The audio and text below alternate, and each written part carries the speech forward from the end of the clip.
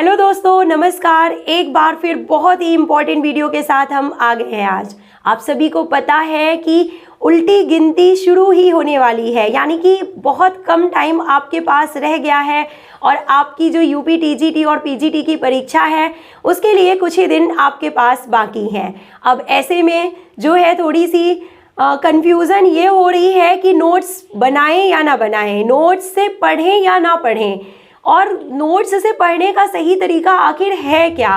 देखिए दोस्तों, बुक्स अपनी जगह है, नोट्स अपनी जगह है, पढ़ाई तो आप दोनों से ही करते हैं। लेकिन बहुत से लोगों के कमेंट्स आते हैं कि जो नोट्स बनाने का टाइम अब हमारे पास नहीं है और जो ओल्ड नोट्स हमने बना रखे हैं वो भी बहुत सारे हैं, तो क्या उनसे पढ़ना है या नहीं पढ़ना है। तो इन सभी सवालों का जवाब आपको मिल जाएगा।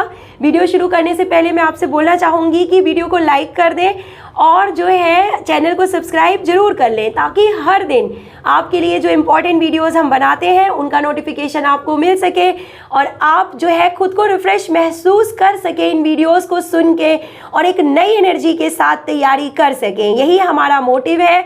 तो बता दें दोस्तों कि नोट्स की जो इम्पोर्टेंस है वो क्या है। देखिए, आपने बुक्स से पढ़ा और जो बुक्स में आपको अच्छा लगा पॉइंट्स वो आपने नोट्स में लिखा।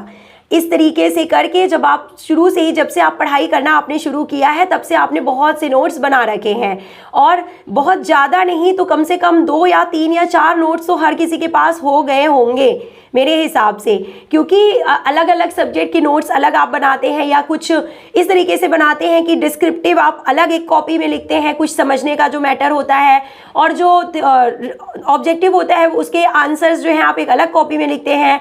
और जो ओल्ड क्वेश्चन पेपर अगर आप सॉल्व कर रहे हैं, तो मेरी तो आदत थी कि मैं पूरे के पूरे ओल्ड क्वेश्चन पेपर को ही एक अलग कॉपी में लिखती थी, सोचिए दोस्तों। और फिर जो है जो नहीं बनते थे ओल्ड क्वेश्चन पेपर में, उनकी एक अलग कॉपी मैंने बना रखी थी, यानी कि वो मोस्ट इंपॉर्टेंट कैटेगरी में थे। इस तरीके से बहुत से नोट्स हैं मेरे पास खुद के, आपके भी होंगे। तो अब आपका डाउट ये है कि अंतिम समय में नोट्स से पढ़ें या ना पढ़ें, तो मैं बता दूं कि हाँ, बिल्कुल पढ़ें। क्योंकि देखिए, आपने बुक से जब पढ़ा है उसमें जो आपको इंपॉर्टेंट लगा है, जो अच्छा लगा है, वही तो आपने नोट्स में लिख रखा है। तो बिना नोट्स को रिवाइज किए हुए जाना एग्जाम में, ये भी एक बहुत बड़ी गलती हो सकती है। इसे आप ना करें। जिन नोट्स को आपने प्रिपेयर किया है उनको आप पढ़ें, रिवीजन करें। लेकिन हाँ, ध्यान देने वाली बात यह है कि उसको कैसे पढ़ें। तो अब अगर मैं बोलूँ आपको दोस्तों कि आप बस पन्नों को पलटते जाइए और जो है थोड़ा स्पीड से जो है चीज़ों को जो है आगे करते जाइए और एक फॉर्मेलिटी कर लीजिए कि हाँ, हमारा जो है नोट्स पढ़ने का काम हो चुका है। क्या अगर आप ऐसा करेंगे तो क्या आपके लिए नोट्स पढ़ना फ्रूटफुल होगा, क्या आपके लिए बेनिफिशियल होगा, या कहें तो आपका टाइम ही वेस्ट हो जाएगा और ज़्यादा। यानी कि आपने पन्नों को तो पलटा, देखा और पूरा भी कर दिया, एक दिन में जो है 2 नोट्स खत्म कर दिए, ठीक है, लेकिन उससे कितना आपको समझ में आया, उससे कितना आपका रिवीजन हुआ, ये सोचने वाली बात है। अगर रिवीजन नहीं हुआ तो आपका टाइम वेस्ट हो चुका है। आपने अगर यही टाइम किताबों को दिया होता तो हो सकता है आपको और अच्छा समझ में आ गया होता।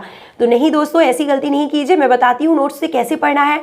थोड़ा सा तो टाइम देना पड़ेगा और थोड़ा सा आप पर्टिकुलर टाइम बना लीजिए कि अगर आप सुबह के टाइम पे जो है बुक्स से पढ़ते हैं और उन बुक्स को रिवाइज करते हैं जिनसे आप लगातार पढ़ रहे हैं, तो आप नोट्स के लिए डेली 1 घंटे या 2 घंटे ही निकालिए कि हर दिन हमें जो है नोट्स को 2 घंटे देना है और अलग अलग टाइम में देना है। एक टाइम में 1 घंटे देना है नोट्स को, फिर किसी बाद में दूसरे टाइम में 1 घंटा और देना है। दिन भर में 2 घंटे आप नोट्स को दीजिए और कैसे पढ़िए कि जब आप नोट्स से भी रिवाइज कर रहे हैं ना दोस्तों, तब भी आपको थोड़ा सा अंडरलाइन करना है, थोड़ा सा मेन चीज़ों को जो है सर्कल करना है, थोड़ा सा मेन चीज़ों को जो है स्टार बना देना है कि हाँ, ये और ज़्यादा इंपॉर्टेंट है। और जो चीज़ें आपसे बन रही हैं नोट्स में, जो आप देख रहे हैं कि टॉपिक के हिसाब से फिर से आपको पढ़ना होगा। अगर आप ऐसा टॉपिक पढ़ रहे हैं जो आपसे बन रहा है, अगर आप उसके नोट्स पढ़ रहे हैं, तो ऑब्वियसली आपको समझ में जल्दी आएगा और आपके कॉन्सेप्ट ऑलरेडी क्लियर है, तो आप जल्दी बढ़ सकते हैं। लेकिन उसमें भी अंडरलाइन कीजिए। और जो डिफ़िकल्ट टॉपिक आप पढ़ रहे हैं, तो उस वक्त भी देखिए, डिफ़िकल्ट टॉपिक्स को पढ़ने में आपको टाइम लगा था, ऑब्वियसली इस बार भी नोट्स को पलटने में डिफ़िकल्ट टॉपिक्स में आपको टाइम देना ही होगा। अगर आप टाइम नहीं देंगे तो आपको फिर से वो नहीं बनेगा। तो देखिए दोस्तों, मैं गारंटी के साथ कह सकती हूँ कि इन टॉपिक्स को, जो डिफिकल्ट टॉपिक हैं, जो आपको लिख के याद हुए थे लास्ट टाइम, इस टाइम आपको फिर से लिखना ही पड़ेगा। यानी कि आपको फिर एक अलग से छोटी सी कॉपी, जो आपने अब आपकी करंट नोट्स से बना रखी है, जिनमें आप इंपॉर्टेंट चीजें लिखते हैं जो आपको भूल जाती हैं, जो याद नहीं हो रही हैं, तो उस करंट नोट्स में आपको फिर से फ्लो चार्ट बना के मेन चीजें उस नोट्स का इस नोट में लिखना ही होगा। क्योंकि लिखना ही वो प्रैक्टिस है दोस्तों जो टफ टॉपिक को इजी बनाती है, जो डाउट वाले टॉपिक्स को आसान करती है, डाउट वाले टॉपिक्स को क्लियर करती है। तो लिखना पड़ेगा, फिर से लिखना पड़ेगा, लेकिन ऐसा नहीं कि उस कॉपी का पूरा आपने दूसरी कॉपी में लिख दिया, दूसरे नोट्स में लिख दिया, फिर से बहुत ज्यादा टाइम लगेगा। ऐसा नहीं करना है। जो नहीं समझ में आ रहा है, जो लग रहा है कि हाँ ग्राउंड मार्किंग है, हमें एक बार फिर से ग्राउंड मार्किंग करना ही पड़ेगा, और जो है मेजरमेंट वाले क्वेश्चंस जो है एक बार हमें अपने हाथ से लिखना ही पड़ेगा, तो लिख लीजिए दोस्तों। उसमें डरिए मत कि फिर से एक और नोट, फिर से और टाइम वेस्ट। नो, ये टाइम वेस्ट नहीं है, यही पढ़ने का सही तरीका है। कुछ चीजें ऐसी होती हैं जिनको लिखना ही पड़ेगा, सिंपल सी बात है। बहुत सी चीज़ें हम देखते रहते हैं, अपनी डेली लाइफ में देखते रहते हैं, उसके बारे में अगर कोई हमसे पूछे तो हम उसके बारे में ओरली तो बता सकते हैं, लेकिन अगर किसी ने कहा कि आप इसको एज इट इज़ ड्रॉ कर दीजिए, कोई बिल्डिंग है, तो क्या आप ड्रॉ कर पाएंगे? नहीं ड्रॉ कर पाएंगे। क्यों? क्योंकि आपने बस उसको पहले देखा है, कभी ड्रॉ नहीं किया है। पर अगर आपने हर दिन या जो है प्रॉपर गैप्स के साथ उस चीज़ को अगर ड्रॉ किया होता, सपोज किसी बिल्डिंग की बात हो रही है, तो बिल्कुल आप अगर बोला जाता कि आप ड्रॉ कीजिए तो आप ड्रॉ कर सकते हैं। तो यही होता है, आप जिस तरीके से प्रैक्टिस करेंगे वो आपकी पढ़ाई में दिखेगी। अगर आप लिख के प्रैक्टिस करेंगे तो वो आपके जो स्कोर बढ़ाने में है वो हेल्पफुल होगा।